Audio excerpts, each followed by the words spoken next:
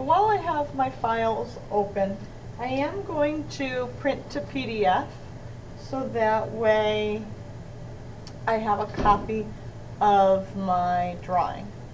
So I'm going to do print to PDF, and I'm going to preview it, because sometimes when I print to PDF, see how it's almost offset at worse than for our printer. So let's try 0.25. This might be too big. It's a little bit of trial and error. Because what I want is I want it to be roughly centered on my page. So I print to PDF, I've set my plot offset, and I'm just going to say OK. And that's going to allow me to then, I'm going to go into make sure I have AutoCAD. You can see I tried to save one that I didn't really like up here. So I have my period number, my username, line types. It's not going to let me save that because I already have one. And so I'm going to say yes, I'm going to replace that.